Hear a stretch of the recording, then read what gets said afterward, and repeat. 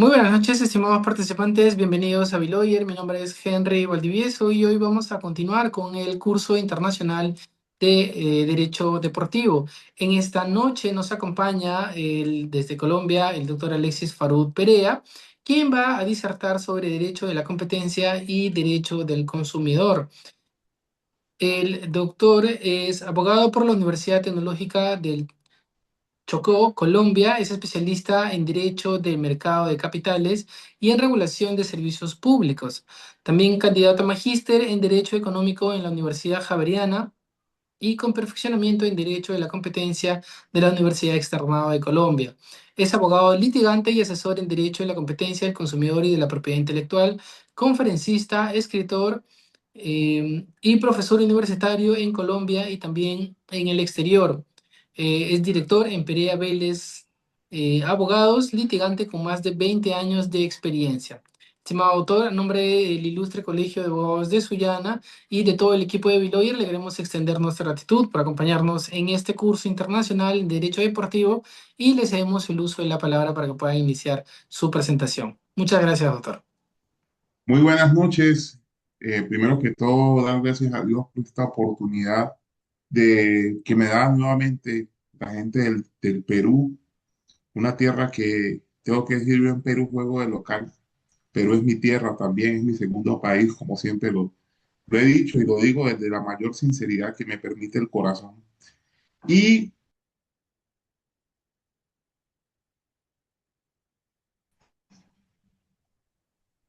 digo buenas noches. Primero que todo, dar gracias a Dios por esta oportunidad que tenemos que Dios me permite hoy de compartir con ustedes unos conceptos de derecho de la competencia en materia deportiva y agradecer a la gente del Perú que siempre, desde hace muchos años, viene siendo muy especial para mí. No es un secreto para nadie que el Perú es mi segunda casa, el Perú es mi segundo país y cuando hablo de Perú siempre juego de local. Y el día de esta noche, agradecer también al colegio, al ilustre Colegio de Abogados de Sullana, espero tener la oportunidad de conocerlos pronto, que nos han brindado esta oportunidad, como les digo, de compartir esta serie de conocimientos en donde vamos a hablar de derecho deportivo en un área en la cual no se suele vincular mucho al derecho deportivo, pero que sin duda es un área importante para lo que ha sido y seguramente será todo lo que tiene que ver con el mercado deportivo. Y creo que resulta importante y por demás diciente que en todo caso hablemos de dos temas que son fundamentales. El primero, que yo creo que hay que empezar a hablar, es del derecho de la competencia en sus dos vertientes, que son el derecho de la competencia, de la defensa de la competencia, la libre competencia, y el segundo, el derecho de la propiedad intelectual, de la competencia desleal, dado que en ambos casos siempre ha habido aplicación de estas normas para ambos sistemas legales. Y creo que resulta por demás importante manifestar que hay que entender, lo primero que tenemos que entender es qué es la libre competencia. Y para entender qué es la libre competencia, lo primero que tenemos que entender es qué es la competencia como fenómeno económico. Y hablar de la competencia como fenómeno económico es hablar de uno de los pilares básicos de la economía de mercado. Entiendo por economía de mercado aquel sistema económico cuyo fundamento se basa en la libertad de elección de los consumidores de todos aquellos productos y servicios que son ofrecidos para efectos de que estos puedan libremente escoger a qué personas entregan esos recursos que son producto de su trabajo, de sus inversiones en general, de las apuestas económicas que realizan las personas individualmente consideradas. En este sentido, la competencia como fenómeno económico, sin lugar a duda, nos lleva a un elemento fundamental. ¿A qué elemento fundamental nos lleva la competencia como fenómeno económico? Al entendimiento de que, en primer lugar, nosotros tenemos que tener una pugna o rivalidad entre oferentes para efectos de satisfacer la necesidad de los demandantes. Y cuando hablamos de oferentes, hacemos referencia a todas aquellas personas naturales o jurídicas, en general empresas, que ofrecen productos o servicios, bienes o servicios en un mercado con la intención de satisfacer una necesidad social. Sobre el particular, es menester indicar que los demandantes son todas aquellas personas naturales y jurídicas que acuden al mercado con la intención de satisfacer una necesidad propia o de un tercero a cambio del pago de un precio por esto. Y cuando hablamos de competencia, tenemos que entender que el fenómeno de la competencia, la forma más importante o más sencilla de explicarla es a través de dos gráficos que les estoy presentando en este momento. El primero, que muestra un gráfico que es un esquema de competencia perfecta, donde ustedes van a encontrar una curva de oferta, una curva de demanda, la cual encuentra un punto de equilibrio en donde hay un precio, que es lo que se conoce en el gráfico como el peso 1, y cantidades, que es el Q1, en los cuales ustedes van a encontrar que hay muchos oferentes y muchos demandantes ofreciendo un precio que está en pleno equilibrio. Pero ¿qué ocurre cuando la oferta se reduce y se reduce de una manera artificial? Bien sea porque dos empresas se han puesto de acuerdo para cobrar un determinado valor de un bien o porque sencillamente una empresa que ostenta una importante posición en el mercado ha decidido establecer o ha decidido ejecutar determinadas conductas que en realidad lo que llevan es a que puedan cobrar más de lo que cobrarían en un mercado competitivo. Digamos, en el caso, imagínense que tengamos un monopolio. Perú lo vivió hace unos años. ¿Se acuerdan ustedes del monopolio de la cerveza? Cuando una importante cervecería compró todas las empresas cerveceras del Perú y la cerveza subió de precio porque pues no había muchas marcas, pero todas pertenecían al mismo dueño. Y como consecuencia de eso, la cerveza subió de precio en Perú hasta que llegó una empresa brasilera llamada Brahma, generó una presión competitiva y el precio de la cerveza empezó a bajar. Entonces, para entender la competencia como fenómeno económico, tenemos que entender tres conceptos que son fundamentales. El primero, que haya un escenario de rivalidad. Y para que haya un escenario de rivalidad se requiere que haya dos o más empresas en un mercado. No puede haber escenario de rivalidad si hay una sola empresa, porque si hay una sola empresa estaríamos hablando de un monopolio. No puede haber escenario de rivalidad si hay un único comprador, porque si estamos hablando de un único comprador, estaríamos hablando de un monoxonio. Y, por supuesto, que este escenario de rivalidad, en donde rivalizan dos o más empresas, rivalicen por la preferencia de los consumidores. Ahora, cuando hablamos de la competencia como fenómeno económico, tenemos que preguntarnos, ¿y para qué la gente compite? Y podemos decir que las empresas compiten básicamente, o por qué la competencia es importante. Es importante que haya competencia porque en la medida en que haya competencia, de un lado vamos a tener mayor número de oferentes, mayor número de competidores.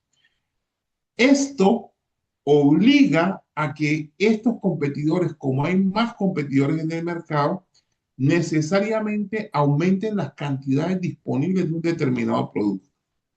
Y además de esto, nos vamos a encontrar que hay un tercer efecto que es la mejora en las calidades de esos productos. Si hablamos de la competencia, pero desde el lado del consumidor, vamos a encontrar tres efectos económicos que son importantes. El primero es que el consumidor va a tener acceso a un número mayor de bienes. Lo segundo es que si existe un número mayor de bienes, se aplica la ley de la oferta y la demanda, donde dice que a mayor oferta disminuyen los precios. Y lo tercero es que si disminuyen los precios de un determinado producto, el consumidor va a tener un excedente. Y ese excedente significa dejo de gastar más en este producto y puedo utilizar ese dinero que me excede, que sobra, para destinarlo a otro producto. Eso se explica principalmente en una gráfica económica como la que les estoy poniendo enfrente, en donde ustedes van a ver el excedente del productor y el excedente del consumidor. Cuando hablamos de ese excedente que nos preocupa aquí en el derecho a la competencia, ese excedente del consumidor, estamos hablando específicamente de esa franja amarilla que ustedes ven en la segunda gráfica, en donde ustedes encuentran un precio inicial y encuentran un precio cero, como dicen, encuentran que cuando el precio baja, que se baja a precio uno, ustedes van a encontrar que ese excedente se aumenta. ¿Por qué? Porque hay una disminución en los precios, como lo dice en la marca P sub 1, que estamos hablando en el P sub 0, estamos hablando del precio de equilibrio inicial. ¿Y qué ocurre, por ejemplo, cuando nosotros tenemos, supongamos, un producto y ese producto nos cuesta $20, por hablar en términos más internacionales? Y ese producto nos cuesta $20, pero resulta que ese producto que a nosotros nos cuesta $20 en el mercado disminuyó su precio. ¿Por qué? Porque entró otro competidor entró al mercado. Y entonces cuando entró ese otro competidor al mercado, dijo, coloco más cantidades del determinado producto y el producto ya no vale $120, sino que por decir algo, vale $18. Son $2 que el consumidor antes tenía que destinar a la adquisición de ese producto, ahora tiene ese exceso y lo puede destinar a la adquisición de otro producto. Y ahí es donde nosotros, luego de estos conceptos económicos básicos, empezamos a preguntarnos, ¿y entonces qué es eso que se conoce como derecho de la competencia? Y hablar de eso que se conoce como derecho de la competencia implica entender que el derecho de la competencia es todo un régimen jurídico que nos permite proteger la libre y la leal competencia en los mercados, y que al final lo que tiene es un propósito económico y es controlar los comportamientos de los agentes del mercado a fin de que dichos comportamientos se ajusten a lo que es la ética esperable de los participantes en el mercado, para que estos no afecten ni la libre elección de los competidores, ni el acceso de los competidores en general, que no afecten esa libre concurrencia. Hay que indicar, además, que el derecho de la competencia tiene tres grandes temas. El primer tema son las prácticas restrictivas de la competencia. Y eso lo podemos encontrar en casos como, vamos a ver adelante, los casos de cartelización. Se acordarán ustedes del cartel del oxígeno que hubo hace algunos años en el Perú, donde un grupo de empresas se ponía de acuerdo para vender el oxígeno al Instituto Peruano de Seguridad Social, y recordarán ustedes que en ese caso se decía que estas empresas se habían repartido la venta de oxígeno, unos para el norte, unos para el centro y otros para el sur del Perú, a precios que por supuesto no serían iguales si ellos estuvieran en competencia. Existe un segundo régimen que no entiendo que no existe en el Perú, sino si no estoy mal, hasta hace unos años no existía, que es el régimen de control de fusiones o control de integraciones. Y este régimen de control de fusiones o control de integraciones de lo que trata principalmente es de que en el mercado se pueda prevenir de alguna manera aquellas adquisiciones de empresas que pueden generar a futuro distorsiones debido a la adquisición de estos productos. Y aquí tengo que manifestar que existen, para mí, tengo que decirlo, eh, los dos juristas más influyentes del Perú en mi carrera profesional.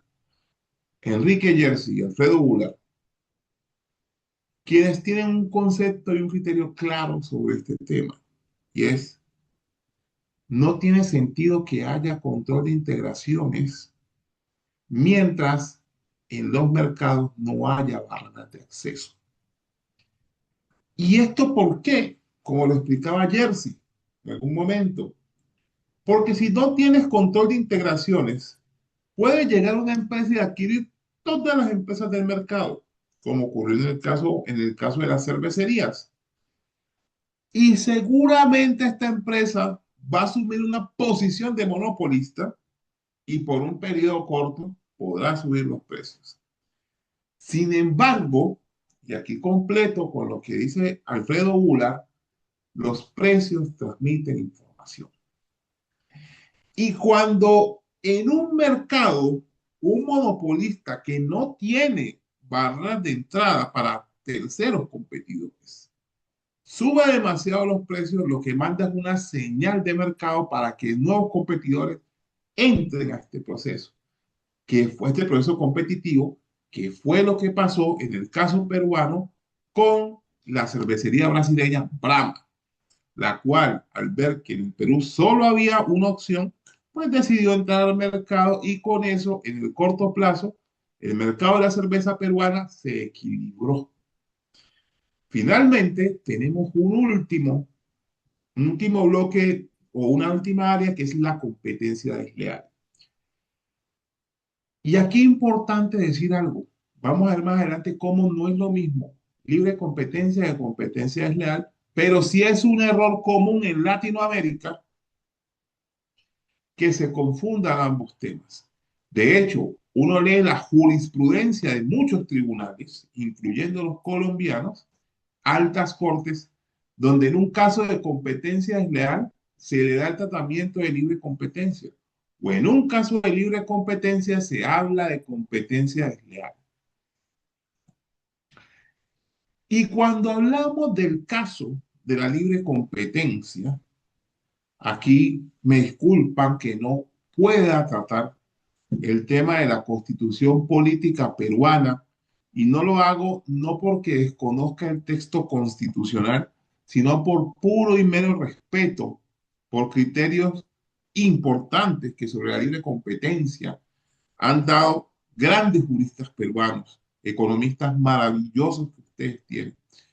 Voy a recurrir en este caso al derecho colombiano, que es el que me corresponde y sobre el que yo siento que puedo tener algún grado de posibilidad de hablar. Y es que la libre competencia en Colombia está establecido en el artículo 333 de la Constitución Política Colombiana, en donde se dice que la libre competencia económica es un derecho de todos que supone responsabilidades. Y esto tiene varios efectos. Lo primero, cuando se dice que la libre competencia económica es un derecho de todos, presupone de entrada que es un derecho de carácter colectivo. Y luego dice que es un derecho que supone responsabilidades. Quiere decir esto claramente que para que haya libre competencia, hay deberes de los agentes del mercado de no interferir con esa libre competencia de manera indebida. Luego dice, en el propio texto constitucional, que el Estado, mediante la ley, impedirá que se obstruya o se restringa la libertad económica, que controlará los abusos, cualquier abuso que personas hagan de una posición dominante en el mercado nacional. Y aquí debo decirlo que la jurisprudencia colombiana ha hecho algo importante, y sobre todo hay una sentencia que a mis amigos de Perú y de Latinoamérica en general les recomiendo leer, porque es una joya de la jurisprudencia. Y no es más, señores, que la sentencia C-228 del año 2010. Algunos dirán, viejita, en realidad, sabia, porque nos dijo aquí, nos definió aquí cuál es el núcleo esencial del derecho a la libre competencia. Y nos dice, consiste en la posibilidad de acceder al mercado por parte de los oferentes sin barreras injustificadas. Y como dicen ¿Cómo así que barreras injustificadas? Porque hay escenarios en donde la economía ha determinado que sí se justifica que haya un control fuerte de parte del Estado. Pensemos en el caso específico de la banca, donde en el caso colombiano, la captación de recursos por parte de terceros está controlada por parte del Estado. Y esto se debe principalmente al hecho de que la actividad de captación de recursos está fundamentada en la confianza del público del sistema. Y recordemos que hay casos que conocemos perfectamente, aquellos que tenemos relación con Perú, donde por no tener ese tipo de controles se han generado verdaderas crisis. Pensemos en el caso CLAE. Quizás muchos de los que están aquí no recuerdan a CLAE. Y por supuesto que muchos de los que están aquí, el nombre de Carlos Manrique no les resultará familiar. CLAE, para los que no recuerdan, en el caso peruano, fue una empresa que se dedicaba a captar recursos de los peruanos, captar ahorros, y que ofrecía rendimientos del 100% de los recursos en el término de un año. Eran las épocas terribles del Perú, donde la economía peruana, y debo decirlo desde acá como colombiano, que en ese entonces mi mayor vínculo con Perú era por la antena parabólica, porque en ese entonces nosotros en Colombia no teníamos DirecTV, no teníamos una gama de canales. Teníamos en cada localidad las antenas parabólicas que retransmitían señales, casi siempre señales de televisión libre, y nosotros crecimos viendo Panamericana, América TV, ATV, Frecuencia Latina, Antena 2, Red Global, RTP, en general toda la televisión peruana, al punto de que nosotros decíamos que en Colombia no había parabólicas, habían perubólicas, porque lo único que veíamos era televisión peruana. Y resulta que en este caso nosotros veíamos una inflación terrible en el Perú, cuando la moneda del Perú no era ni siquiera el sol, eran los intis. Y un pollo, ¿de acuerdo? Valía 4 millones de intis. Para los niños de aquel entonces que no entendíamos nada de temas de economía, decíamos, pero ¿cómo algo puede costar 4 millones? Y resulta que eso se da en un escenario de eh, una, de una inflación tremenda, una hiperinflación que vio Perú. Y eso fue lo que originó que existieran empresas como CLAE que prometían a las personas dar hasta el 100% de sus intereses, en intereses, y la gente accedía de como una forma de guardar sus recursos contra la inflación, que era un impuesto indirecto que pagaban los peruanos. Por supuesto, CLAE terminó siendo una pirámide, y al ser una pirámide, se quebró. Los ahorros de millones de peruanos, miles de peruanos, se evaporaron. Y cuando se evaporaron todo esto, se generó una profunda crisis en Lima, principalmente, donde muchas personas perdieron todos los ahorros de toda su vida, quedando en la pobreza absoluta. Ahora, hay una sentencia también muy importante colombiana, de la Corte Constitucional colombiana, que les recomiendo, que es la sentencia C032 del año 2017, donde nos dice que compromete o que comprende la libertad económica. Y dice que al menos son 3 puntos. Uno, la posibilidad de concurrir al mercado. Dos, la libertad de ofrecer las condiciones y ventajas comerciales que se estiman oportunas. Y tres, la posibilidad de contratar con cualquier consumidor. Y efectivamente, cuando hablamos del derecho de la competencia, nos vamos a encontrar que, que confluyen estos tres elementos, es la libertad de entrar a los mercados, la libre escogencia de los consumidores y, por supuesto, este es el cúmulo o este es el sumum para que haya esa libertad, que haya esa libre competencia. Entonces, ¿dónde está ese elemento fundamental? Es la libertad de participación en el mercado. Eso es lo que al final del día protege el derecho de la libre competencia. En Colombia, podemos decir que existen un derecho de la competencia que no está regulado a diferencia de otros ordenamientos jurídicos, como el peruano, en una única norma. Aquí tenemos una norma del año 59, eh, la cual rige hasta la fecha. Tenemos un decreto legislativo, un decreto ley del año 92, tenemos una ley del año 1340, del año 2009, y teníamos una ley, o tenemos una ley del año 2022 que constituyen el régimen general de la libre competencia. Pero en Colombia ocurre que cada sector, en muchos sectores, vamos a ser claros, tienen regímenes especiales de la libre competencia, lo cual lleva a que en no pocas ocasiones en los litigios se termine debatiendo cuál es la normativa aplicable.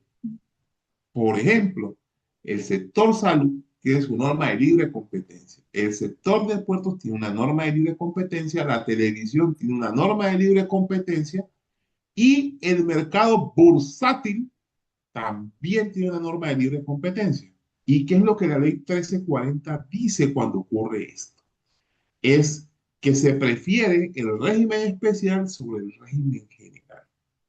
Cosa que no en todas las ocasiones, hay que decirlo así, la Superintendencia de Industria y Comercio, que es el INDECOPI de ustedes,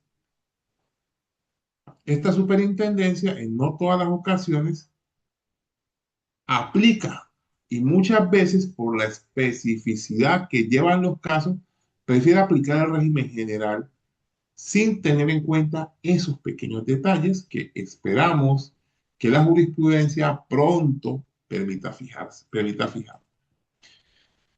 Y como les decía, cuando nosotros hablamos de libre competencia y de competencia desleal, estamos hablando de dos materias que son hermanas, pero que no son lo mismo. Cuando hablamos de libre competencia, tenemos que decir que el objetivo es distinto, porque la libre competencia protege el proceso competitivo, es decir, el proceso en que se forman oferta y demanda y la formación de precios. La competencia desleal lo que protege es la lealtad en el mercado. Cuando hablamos de libre competencia, hablamos de lo que es de un derecho colectivo. Cuando hablamos de competencia general, hablamos de intereses principalmente privados. Vamos a ver más adelante que hay una excepción que es la competencia general administrativa, que es cuando el acto de competencia general afecta a mucha gente. Ahora, para que haya competencia leal no se requiere una afectación del mercado, simplemente la afectación de los intereses económicos de un participante del mercado, que puede ser un consumidor en el caso colombiano, igual que en el caso peruano, porque conozco la ley peruana. Cuando hablamos de competencia desleal, nosotros hacemos referencia a las conductas desleales, mientras que cuando hablamos de libre competencia nos referimos a prácticas restrictivas de la competencia o prácticas comerciales restrictivas. Y aquí para mí la diferencia más importante, en el caso colombiano, no así en el caso peruano. En el caso colombiano, los procesos de libre competencia son procesos de corte administrativo. En casos como el caso peruano, si no mal no estoy, en el caso venezolano, en el caso dominicano, La competencia desleal es un proceso judicial. En Perú, en República Dominicana y en Venezuela, si no estoy mal, el proceso de competencia desleal es un proceso de carácter administrativo sancionatorio y donde después de que sancionan a la empresa por competencia desleal, es cuando el afectado puede ir a la justicia a reclamar la indemnización de perjuicios. Me acuerdo mucho que algo así pasó en el caso Bembos, famoso caso de la jurisprudencia peruana. Y cuando hablamos de prácticas restrictivas de la competencia, tenemos que decir que las prácticas restrictivas de la competencia pueden ser de cuatro tipos. En Colombia, porque a nivel mundial son de tres tipos. Uno habla de los acuerdos anticompetitivos, que cuando dos o más empresas ejecutan un acuerdo, bien sea para repartirse el mercado, para fijar precios o para determinar cuotas de mercado. Existe otra que son los abusos de posición dominante, como por ejemplo con una empresa que ostenta dicha posición, explota el mercado más allá o impide el acceso de otros participantes al mercado. Y existen dos actos que existen en algunos regímenes y en otros no. El régimen de integraciones empresariales o de fusiones, como lo llaman en el Perú. Este régimen es restrictivo de la competencia cuando la ley así prevé que las empresas, antes de integrarse, de fusionarse o de inclusive suscribir contratos de colaboración entre ellas, deban pedirle permiso a la autoridad administrativa de competencia para poder actuar de esa manera en el mercado. Y por último, existe algo que llaman los actos de competencia desleal, que son un invento netamente colombiano. No existen en ninguna otra parte del mundo y por ende vamos a pasar. Ahora, para entender el régimen de libre competencia, si hay un concepto que debemos entender, es el concepto de mercado relevante. Y para ello hay que entender primero qué es el mercado y luego ahora sí entender qué es eso de relevante. Y cuando hablamos de mercado, no tenemos que hablar de ese lugar físico o virtual en el cual se realizan transacciones para la adquisición o venta de bienes o servicios. Por su parte, el mercado relevante, según encontré en Econopedia, es aquel que incluye todos los productos y empresas entre las cuales existe una competencia cercana. Es decir, uno tiene que entrar a considerar los bienes que son sustitutos. Por ejemplo, cuando yo hablo del mercado del café, yo hablo de todas las marcas de café y puedo decir, sí, efectivamente, el mercado del café es un mercado donde están una, dos y tres marcas. Pero pensemos en qué ocurre si el café sube mucho de precio. Pues la gente sencillamente deja de consumir café y se va a consumir chocolate o se va a consumir té. Y como consecuencia de eso, tenemos que hablar del mercado de las bebidas calientes, porque hay sustitutos perfectos, como sería café versus café, pero hay sustitutos imperfectos, como sería café versus chocolate o café versus eh, té. Ahora, es importante decir que el mercado relevante tiene dos elementos fundamentales. Lo primero es el mercado geográfico, que es el lugar físico o virtual en el que se presenta la competencia. Y lo segundo es este mercado producto, que es donde yo empiezo a determinar cuáles son los productos que entre sí compiten. Ahora, una de las cosas más importantes que hay que hacer es poder definir ese mercado relevante. Y para eso existen algunas metodologías. Entre ellas existe una metodología que se conoce como la metodología del monopolista hipotético y que consiste básicamente en reducir tanto las posibilidades de competencia al punto que digamos, aquí no hay posibilidad sino de que sean competidores. Por ejemplo, si nosotros tomáramos el mercado de los abogados, podemos decir, ¿todos los abogados son competidores? Y en principio uno diría, si a diferencia de lo que ocurre en Estados Unidos, cualquier abogado puede litigar en cualquier tema. Vamos a colocar el mercado de los abogados litigantes, pues uno diría, todos los abogados son competidores. Pero pensemos en aquel mercado de los abogados que solo litigan ante las altas cortes. Ahí nos vamos a dar cuenta que el mercado relevante se reduce, porque no todos los abogados litigan ante las altas cortes en ningún país del mundo. Y es ahí donde tenemos que decir que el abogado que litiga ante las altas cortes con el abogado que no litiga ante las altas cortes no son competidores. ¿Por qué? Porque en el mercado relevante de los abogados de casación, como se le conoce este recurso, estamos hablando de una persona que está dentro del mercado, que no está en ese mercado, no compite.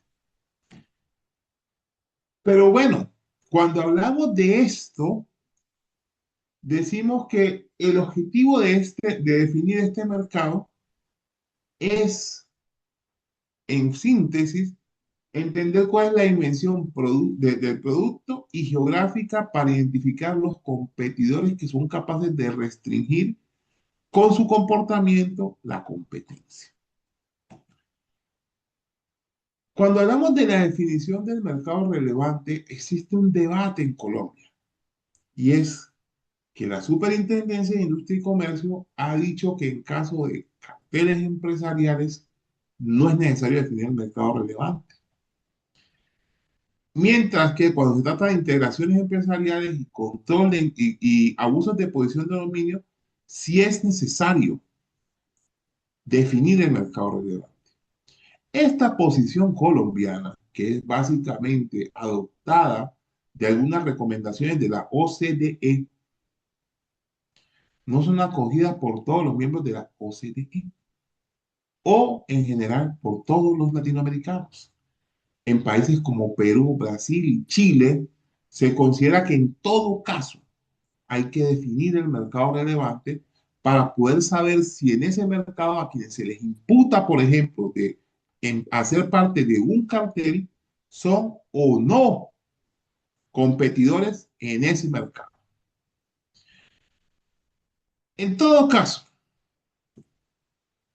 en Colombia también, que como en Perú, existe algo que se conoce como la cláusula general de competencia. Y esa cláusula general de competencia lo que hace es prohibir todos los acuerdos o convenios que directa o indirectamente tengan por objeto limitar la libre competencia.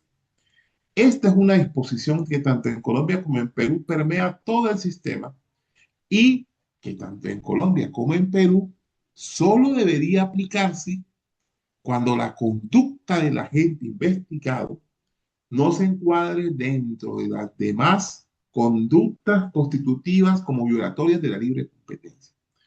Desafortunadamente, en el caso colombiano, coloco la norma ahí para que ustedes se den cuenta que nuestra norma es una norma que data del año 59, pero que es una norma que dice mucho, no dice nada y sirve para sancionar a todo el mundo. Por lo cual, en no pocos casos uno encuentra cómo nuestra superintendencia de industria y comercio, que como le dije a ustedes, equivale al Indecopi, utiliza esta norma como comodín para sancionar a todas las empresas que pueda en una investigación. Hay que hablar ahora de lo que se conocen como los acuerdos anticompetitivos. Y hablar de los acuerdos anticompetitivos supone entender qué es un acuerdo anticompetitivo y cuáles son los acuerdos que son permitidos en Colombia. Y en Colombia tenemos que decir que acuerdo por definición es todo contrato, convenio, concertación, práctica concertada o práctica conscientemente paralela desarrollada entre dos más empresas o dos o más empresas. Este acuerdo se vuelve anticompetitivo cuando restringe la libre competencia. ¿Y cómo la restringe? Bien sea a través de colusiones, es decir, nos ponemos de acuerdo para actuar de una única manera en el mercado, por ejemplo, nos coludimos para subir los precios. Puede ser cuando hacemos un acuerdo para excluir a un tercero o cuando hacemos un acuerdo para explotar a un tercero.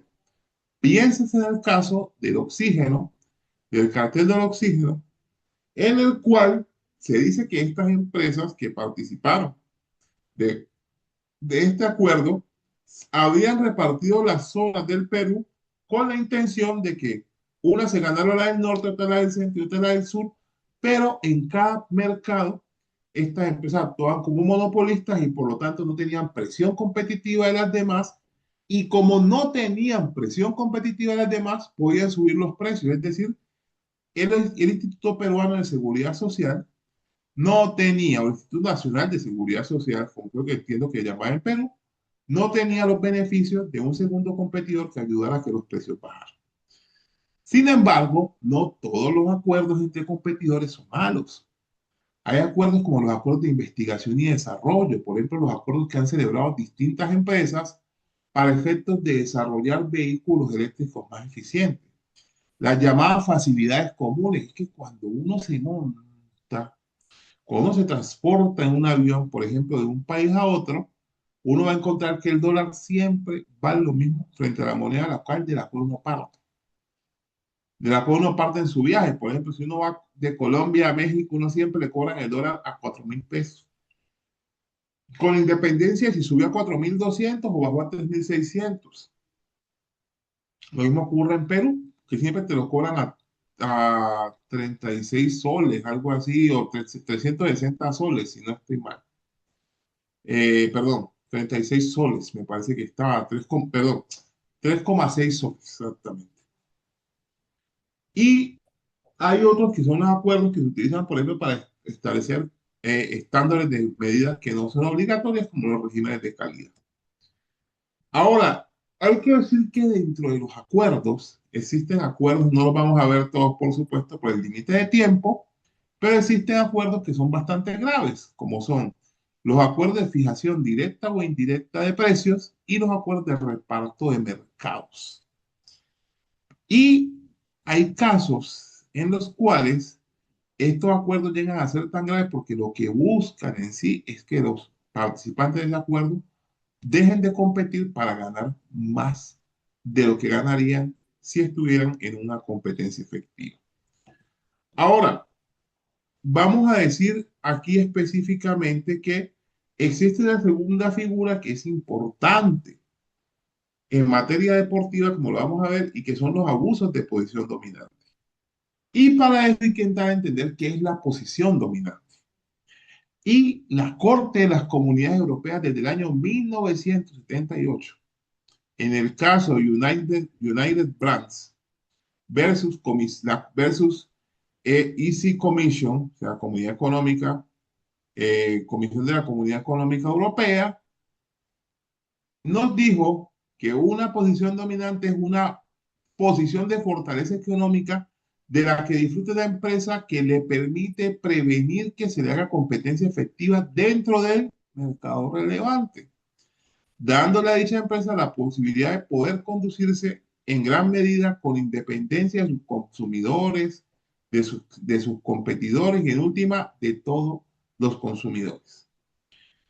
Entonces, existen diversos tipos de abusos de posición dominante. Vamos a citar tres, que creo que son los más relevantes. El primero es el de los precios predatorios, y es aquel caso en el cual yo ostento una posición de dominio en el mercado, alguien intenta acceder a ese mercado y lo que hago yo es que bajo mis precios al punto que empiezo a perder temporalmente dinero, de modo tal que le genero pérdidas que no pueda soportar. Cuando esta persona se va de mi mercado, pues subo de nuevo los precios y me recupero.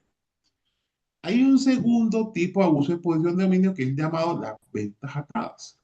Y estas ventas atadas se dan cuando yo a un producto le fijo otro que no necesariamente tendría que estar ligado.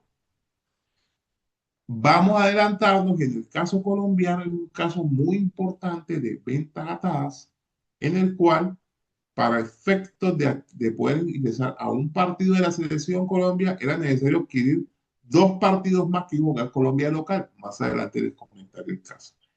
Y existe otro tipo de abuso de posición de dominio que se da cuando se dan ventas en condiciones diferentes a compradores para eliminar la competencia.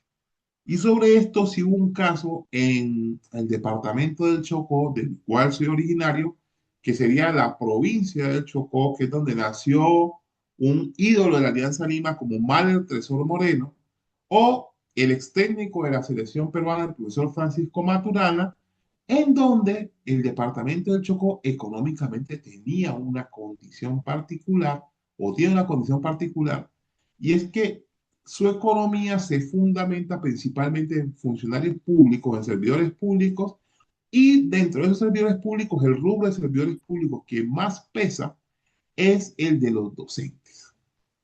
Entonces, lo que llegó una empresa X de origen estatal, dijo un día, los servidores públicos tendrán un precio diferencial frente a la tarifa que se le cobra al resto de la población. En la ruta Quito-Medellín, que era la ruta que más tomaban las personas del Chocó. Y esto, por ejemplo, se vio como un favorecimiento para los servidores públicos porque era una empresa de carácter estatal que de alguna u otra manera subsidiaba esos descuentos con fundamentos en el presupuesto público. Ante esto, las otras empresas de carácter privado no podían hacer esto. Y al no poderlo hacer, lo que se consideró por parte de la entidad era que había una condición discriminatoria con aquellas personas que no ostentaran el cargo de servidor público. Y esto se considera en ese momento como un abuso de posición dominante.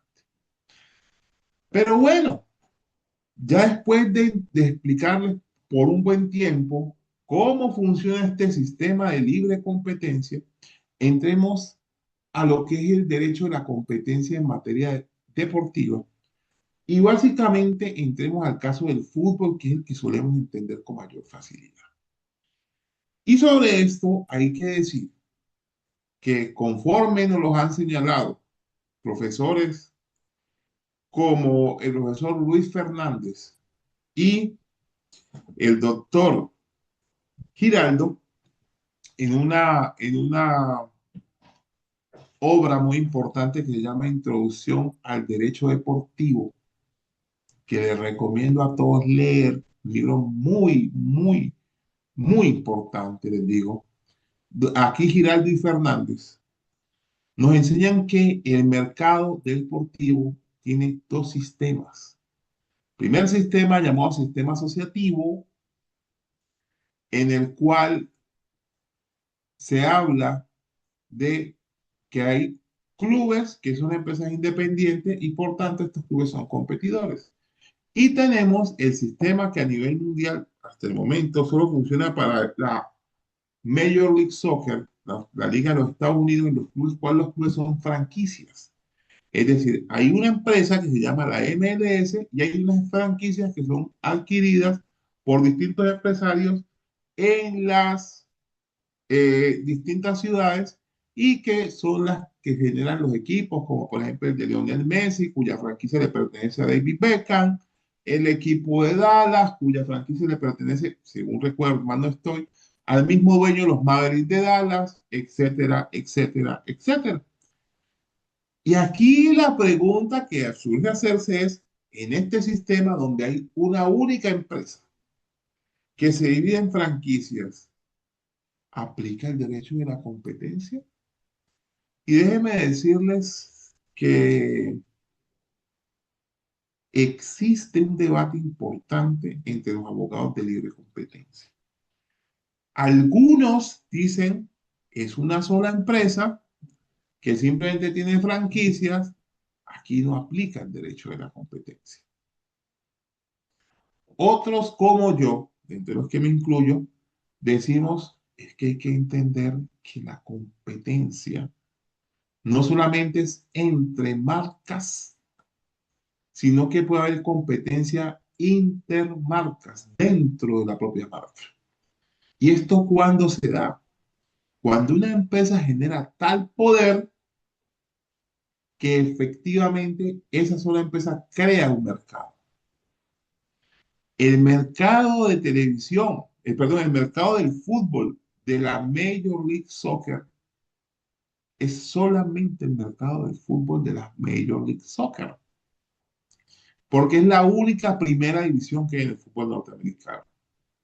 Por tanto, si dos equipos, dos franquicias se sientan y ejecutan una conducta que es anticompetitiva, bien podría entenderse que a pesar de que están bajo el ropaje de una misma empresa, estas empresas actúan como competidores en ese mercado. Pensemos en el caso de que hubiese un arreglo entre partidos entre el Inter de Miami y el Colorado Rapids para afectar, por ejemplo, al New York City. En esos casos podríamos llegar a hablar que puede haber una afectación de la libre competencia, aunque todas las tres franquicias pertenezcan a la misma empresa. Y cuando hablamos de Colombia, nosotros tenemos que decir que Colombia es quizás el país que más casos de derecho de la competencia en materia deportiva ha generado. Y sobre esto hay que decir con claridad que no estoy diciendo que los empresarios de Colombia no sean honestos. Yo diría que son muy creativos. Y encontramos casos bien interesantes. El primero es un caso llamado Osa y Asociados, en el cual una empresa que fue la que vendía la boletería para el ingreso a los partidos de la selección Colombia que se disputarían en Bogotá rumbo al Mundial Sudáfrica 2010, mundial en el cual acompañamos a nuestro querido Perú en el grupo de los eliminados, porque ustedes y nosotros fuimos, pues se les ocurrió a estos señores que jugaba Brasil, en la mitad jugaba Colombia con Venezuela y luego jugaba Colombia con Argentina. Como los colombianos tenemos la tendencia a creer que es un clásico Colombia-Brasil, que es un clásico Colombia-Argentina, y pues que yo sepa, Colombia no ha ganado ninguna Copa del Mundo. Pero los colombianos se nos olvida que el clásico de nosotros es realmente con Venezuela. El clásico de nosotros es con Ecuador. Pero nosotros creemos que el clásico de nosotros es con Argentina. Entonces, se nos olvidó que estando Brasil, Venezuela y Colombia, el clásico de nosotros es el clásico de la arepa, es decir, el clásico con Venezuela. Un saludo a mi amigo Luis Fernández, que seguramente me está viendo y que hace algún tiempo, hace un par de años, quizás un poco más, en un congreso que se llevó a cabo en Caracas, me hizo una pregunta que era que, ¿de dónde la arepa? Que si de Colombia o de Venezuela.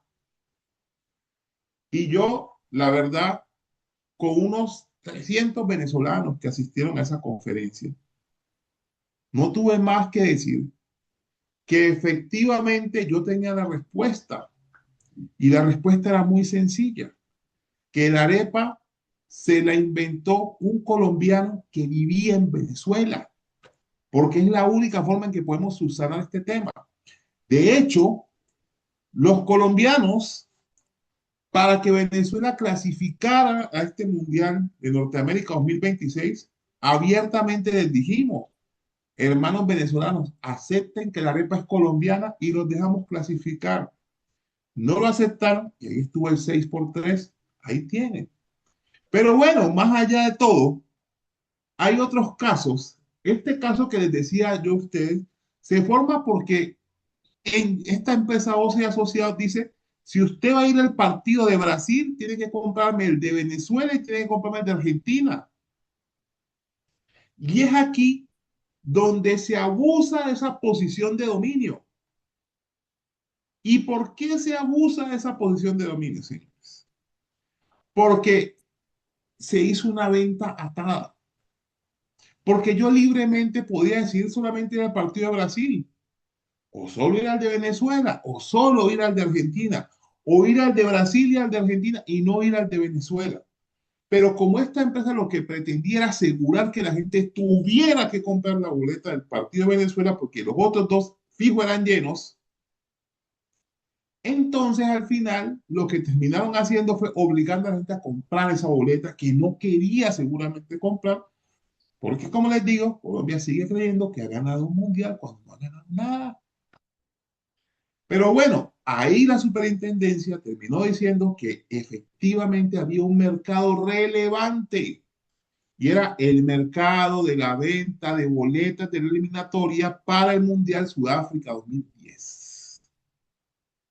Y aquí encontramos que este concepto de mercado relevante es tan definitivo, señores, que termina generando que hubiera un único vendedor, luego entonces hay una posición de dominio y este único vendedor generó ventas atadas y por lo tanto se hizo merecedor a una sanción. Existe otro segundo caso que fue para el Mundial de Rusia 2018, también relacionado con boletería, pero fue el denominado caso de las boletas de eliminatoria. En este caso, lo que ocurrió fue que hubo una reventa de boletas para el partido entre Colombia y Brasil. Ocurrió algo muy eh, particular y es que había una empresa a la cual yo tuve la oportunidad de representar en ese proceso, que se ganó la licitación o la oferta para competir por las ventas de boletos de eliminatoria. Y lo que se dice que ocurrió, no me pregunten a mí, es que una de las personas habría determinado que el día de la venta de la boleta, de la venta, de que se abrió la venta para la venta de boletería del partido Colombia-Brasil, donde venía el señor Neymar con toda su combo, en ese momento lo que se habría decidido por parte de estas personas es abrir la venta de boleterías, hacer creer que esas boletas se habían vendido y luego mandarlas a la reventa donde se vendían en 3 y 4 y 5 veces por su valor real. Claramente en una conducta que, como les decía al principio, es explotativa. Y como consecuencia de esto, la Federación Colombiana de Fútbol, sus directivos y terceras personas fueron sancionados. Hay otro caso, que es un caso que ocurrió en Chile, en donde se había establecido una barrera injustificada por parte de la Asociación Chilena de Fútbol, donde se indicaba que en un sistema de descenso donde Chile tiene primera, segunda y tercera división profesional, si alguien iba a subir de la categoría tercera a la categoría segunda, tenía que pagar un importe en dinero que a juicio de la asociación garantizaba que tuviera efectivamente un dinero o unos aportes suficientes para efectos de poder competir en la máxima, en la segunda categoría del fútbol chileno. Pero esta misma exigencia no se daba cuando un club pasaba de segunda división a la máxima categoría. La justificación que en principio daba la asociación era básicamente que lo que se trataba era de garantizar que los clubes de tercera que subieran a segunda efectivamente contaran con un músculo económico para soportar su estadía en la segunda división. Sin embargo, tanto la Fiscalía Nacional Económica de Chile como el Tribunal de Defensa de la Libre Competencia de dicho país determinaron que en ese caso no había, bajo ninguna circunstancia, podía haber una restricción de ese tipo porque era una restricción a la libre competencia, al libre acceso a la siguiente división. Y hay un caso que nació en México, que es el caso del llamado Pacto de Caballeros. Y ese caso del llamado Pacto de Caballeros no es otro caso, sino un caso en el cual se dice que unos clubes se habían reunido para definir cuál era el máximo que se podía ganar de dinero una jugadora de fútbol. Y al establecer esto, establecían un pacto en el cual decían nadie le va a poder pagar más de esta cantidad de dinero a estas jugadoras, a cada jugadora de fútbol, lo cual en el caso del fútbol femenino restringía la libre competencia, pues si había algún club que tenía ganas de pagar más para quedarse con una jugadora, pues dado este pacto no lo podía hacer. En Colombia tuvimos otro caso de pacto de caballeros que fue sancionado hace poco.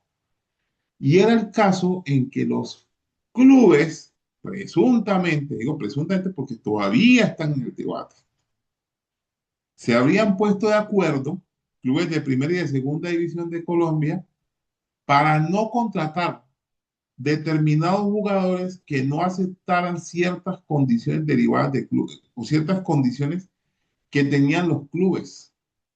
Entonces, si un jugador aparecía en esa llamada lista negra, pues ningún club en Colombia lo contrataba. El jugador le tocaba salir del mercado colombiano.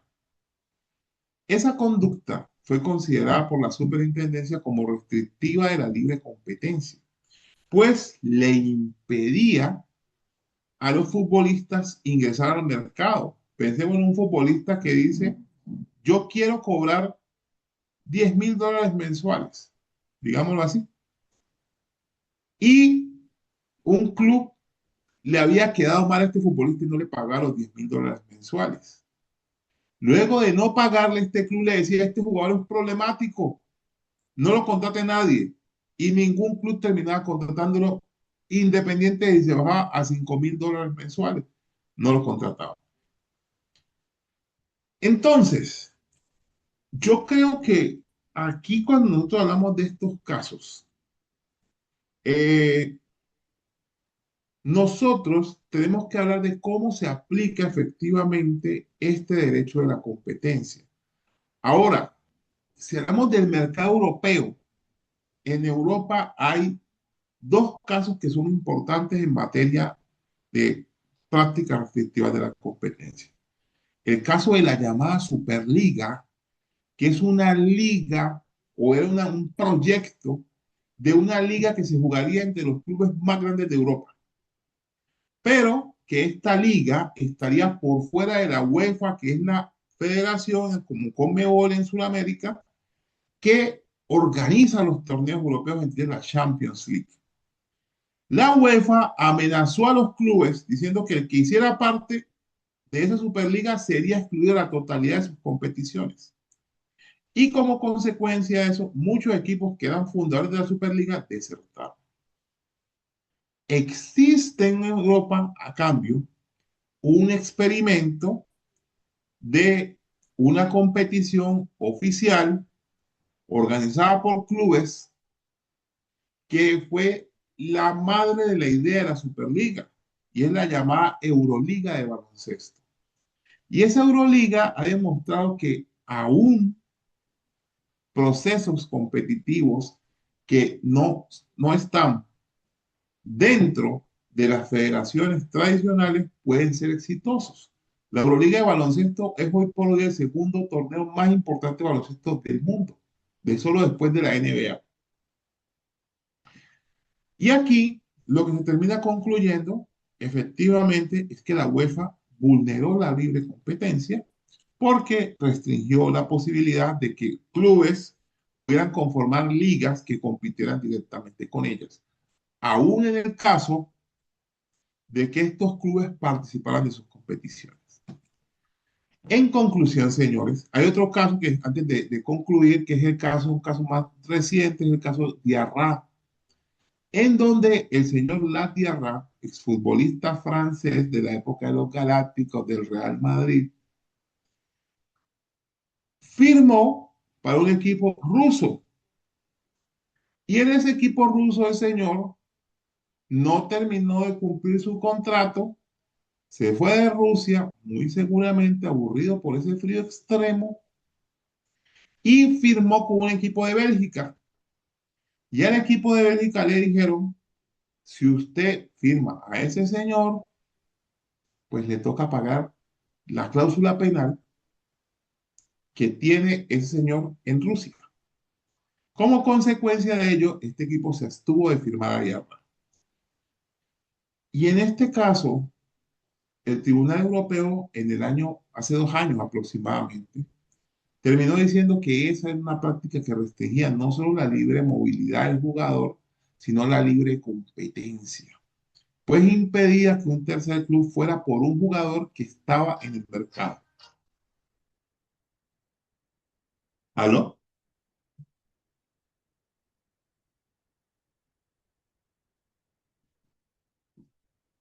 Bueno, y entonces nosotros nos vamos a encontrar aquí que existen, en el caso concreto, existen varias conclusiones que podemos tomar o que podemos dar para efectos de que nosotros podamos dar, como quien dice, forma o podamos dar conclusiones sobre este particular, que es el primer punto. Y es que, en principio, el derecho de la competencia es aplicable a los mercados deportivos, que claramente los agentes de este mercado deben cumplir, oígase bien, deben cumplir las normas de libre competencia. Pero además de esto, es importante manifestar que en estos casos, señores, nosotros debemos entender que los agentes de este mercado deben cumplir con las normas de derecho de la competencia a efectos de evitar sanciones y que la experiencia latinoamericana evidencia que las autoridades de competencia sancionan a los agentes sin ningún tipo de consideración especial. Además de las normas de libre competencia, como les decía yo, existen otras normas de derecho de la competencia que están directamente relacionadas con la competencia desleal. Y sobre esto tenemos que indicar varios puntos importantes. Como les decía, la competencia desleal es un área del derecho de la competencia que se encarga de reprimir actos o conductas desarrolladas por participantes dentro del mercado que no se adecúan a los parámetros éticos exigibles a estos, como para efectos, perdón, de que puedan conseguir clientes. Entonces, en materia de competencia desleal hay que decir que existen varios modelos de competencia desleal. No todos los sistemas de competencia desleal son iguales. El primero que existe es el modelo paleoliberal, en el cual eh, la característica fundamental era que habían tipos desleales, como cuentan ustedes, delitos en materia penal, que estaban claramente definidos. Pero si yo como persona ejecutaba un acto desleal que no estaba contemplado, sencillamente no se me podía sancionar por competencia desleal. Luego de ello, encontramos un segundo sistema, que es el llamado sistema profesional de competencia desleal, en donde se crean las llamadas cláusulas generales de competencia desleal. Y son esas cláusulas que encontramos en Perú, en Colombia, en donde se dice que se considera desleal todo acto contrario a la buena fe, a los buenos usos y costumbres en materia industrial y comercial. Y que se aplica cuando la conducta no se tipifica dentro de los tipos de conducta desleal establecidos en la ley. Finalmente, encontramos un último modelo que es el llamado modelo social de competencia, en donde hay dos características fundamentales. El primero, que ya no se requiere para que haya competencia desleal que entre el sujeto activo y el sujeto pasivo de la conducta haya una relación de competencia, como le exige el sistema profesional, en donde, como les decía, como debía haber explicado, además de la cláusula general de competencia desleal, se estableció una condición básica, y es que solo se daba competencia desleal si había relación de competencia entre participantes. No se daba entre personas que estaban compitiendo o que podían estar participando en distintos mercados, o no había competencia desleal entre un productor y los consumidores. Ya les voy a explicar un caso en donde se presenta este tipo de competencia desleal. Y entonces, la competencia desleal, tanto en Colombia como en Perú, como en México, para efectos de que haya competencia desleal, se requiere que se cumpla con tres ámbitos. El primero, el ámbito territorial. Y aquí se dice que para que haya competencia desleal, los efectos principales de la conducta constitutiva de competencia desleal se tienen que dar en el territorio nacional. El segundo, el ámbito objetivo, que hace referencia a que la competencia desleal debe darse en el mercado y que tiene que tener una finalidad concurrencial o competitiva. Y el tercero, que dice que debe haber un ámbito subjetivo en donde puede ser o sujeto de competencia desleal cualquier participante, cualquier comerciante o cualquier otro participante del mercado. Y aquí podemos incluir al Estado, a las fundaciones y a los consumidores. Entonces, existen diversos tipos de competencia desleal, entre ellos está la prohibición general, que decía que era aquella que atenta contra la buena fe, las sanas costumbres o los usos honestos en materia industrial o comercial. Tenemos los actos de engaño, los actos de imitación o desorganización, los de confusión, los de explotación de reputación ajena, entre otros. En materia deportiva, hay un caso muy importante y es el caso de la inducción a la ruptura contractual. Y es que resulta que en no pocos casos los clubes interfieren para que un jugador no renueve con el club en el que está, con la intención de que si no renueva, se lo pueden llevar gratis en el siguiente mercado o cuando se acabe el contrato con el jugador, y como consecuencia de ello se lo llevan gratis sin tener que pagar una transferencia. En el reglamento de transferencia de jugadores de la FIFA se establece una conducta que se llama igual, inducción a la ruptura contractual, y sanciona a aquellas personas que actúen de cualquier forma que induzca la terminación de un contrato entre un jugador profesional y un club con la finalidad de facilitar la transferencia de este jugador. Y entonces a nivel FIFA se dice que son varios, 5 elementos los que se requieren para que esta conducta se dé. Lo primero es que exista un contrato, que hay una persona que induzca, que haya una inducción a terminar un contrato, que existe un jugador profesional y que la finalidad sea facilitar una transferencia.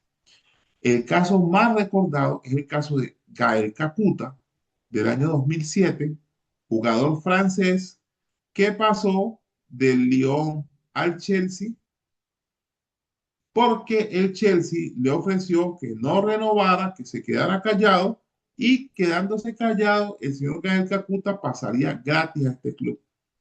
Estamos hablando, por supuesto, de un Chelsea pre-Abramovich, un Chelsea que todavía no era rico. Y ocurre este caso y la consecuencia es que el señor Gael Kakuta pasó al Chelsea, pero el Chelsea por 3 ventanas de transferencia, es decir, año y medio, no pudo, no pudo haber no pudo adquirir, no pudo participar de las ventanas de transferencia. Es decir, no pudo ni vender, ni comprar, ni adquirir, no pudo ni adquirir nuevos jugadores, reforzarse, ni tampoco ceder los contratos de los jugadores. Al final, esta apuesta resultó muy mal porque el señor Gael Kakuta, muy talentoso y todo, pero tampoco resultó siendo un gran jugador de fútbol, la superestrella de fútbol que todo el mundo pensaba que iba a ser. Entonces, aquí hay un tema muy importante y es lo siguiente, que en materia de competencia desleal también se pueden dar otras situaciones que dentro del mercado deportivo pueden constituir actos de competencia desleal. Y son, por ejemplo, los actos de violación de normas. Y aquí, para mí, ¿aló? ¿Aló? Me están llamando de Bill Lawyer. Eh, encontramos aquí, señores, que dentro de este acto de violación de normas hay un acto que para mí es el acto modelo en esta materia y es sin duda el amaño de partidos. Y cuando hablamos de amaño de partidos, señores, tenemos que hacer referencia a básicamente a aquellas ocasiones en las cuales un club o un par de clubes, dos o más clubes, se ponen de acuerdo para que un partido de fútbol específicamente sea, en un partido de fútbol termine con un determinado resultado que va a favorecer a uno de los dos clubes vinculados en el amaño o a un tercer club. Y se preguntarán ustedes, ¿y esto sí permite que se puedan dar los elementos necesarios para una competencia desleal? Y aquí tenemos que identificar que en estos casos, la conducta antecede, perdón, el mercado afecta un mercado y es el mercado del fútbol. Directamente, ¿por qué? Porque resulta que en estos casos nosotros vamos a encontrar que para que tú puedas acceder, por ejemplo, a una Copa Libertadores, es necesario que ganes un torneo local. Y cuando ganas este torneo local, puedes acceder a la Copa Libertadores. Imagínense el caso en que Alianza Lima, para efectos de que Universitario no campeone, se deja ganar o pacta con Alianza Atlético de Sullana, que Sullana le gane 3-0 en el Estadio de la Victoria. Y como consecuencia de ello, el que va a la Libertadores es la Alianza de Sullana y no el Universitario de Deportes. En estos casos, la conducta puede ser de competencia desleal porque hay una norma específica que prohíbe el amaño de partidos. Pero además, esta conducta genera un efecto de mercado y es que Universitario no va a poder acceder a los recursos ni a la clientela que genera el estar en la Copa Libertadores. Y como consecuencia de ello, señores, este acto es plenamente desleal. Con ello concluyo diciéndoles que en estos casos la competencia desleal es un régimen aplicable al mercado del fútbol, al mercado deportivo, porque este mercado deportivo es sin duda un mercado en el cual las normas de competencia son perfectamente aplicables para favorecer al competidor y proteger al consumidor, perdón, y proteger a los competidores que así actúan de manera leal. De esta manera, aspiro a eh, haber dado algo de mi conocimiento y abrimos el set de preguntas para todos los que quieran hablar de este tema. Muchísimas gracias. Muchísimas gracias, estimado doctor Alexis, por su ponencia, por compartir sus conocimientos con el público. Tenemos algunas preguntas por parte de los asistentes. Bien, tenemos la participación por parte de Félix, a quien le vamos a hacer el uso de la palabra, y luego vamos a oralizar los comentarios que tenemos en el chat.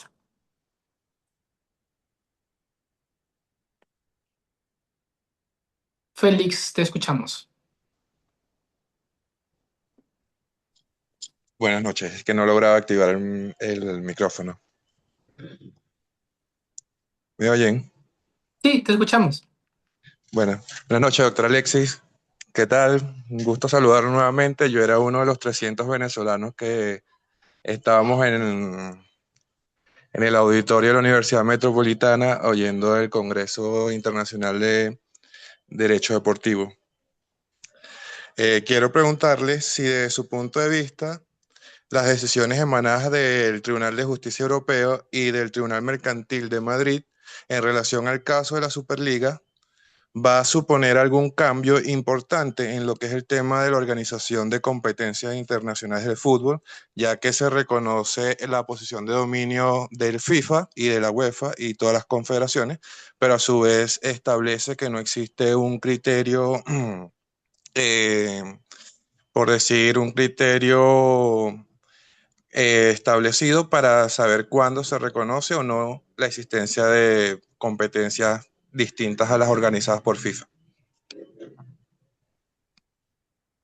Indiscutiblemente, aun cuando, digamos, popularmente se haya visto con una posición un tanto tibia del tribunal, yo creo que la posición del tribunal es bastante razonable, porque nos dice, lo que básicamente dice el tribunal es, hay que estudiar caso a caso cuándo la restricción es razonable y cuándo no.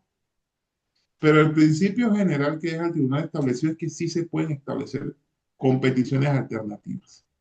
Por lo tanto, yo creo que es un paso importante que ha dado el Tribunal Europeo en favor de la libre competencia en mercados que normalmente han sido dominados por asociaciones internacionales, por federaciones internacionales. Muchísimas gracias, estimado doctor. Bien, bueno, por un tema de tiempo, nos gustaría poderle darle lectura a todos los comentarios que tenemos a la interna. Sin embargo, vamos a coordinar a la interna para poder hacerle llegar las preguntas, si fuera posible, para poder continuar con la siguiente sesión a cargo de la doctora Silvia Almeida, a quien, bueno, va a continuar con la siguiente clase. Estimado doctor, a nombre del equipo de Beloyer, del Ilustre Colegio de Abogados de Sullana, queremos extenderle nuestra gratitud por acompañarnos aquí una vez más en el curso de Derecho Deportivo y por supuesto esperamos contar con usted en futuros eventos académicos para poder seguir compartiendo todos sus conocimientos y toda la experiencia amplia y vasta que tiene en esta materia. Muchas gracias, estimado doctor. Muchas gracias. Hasta luego.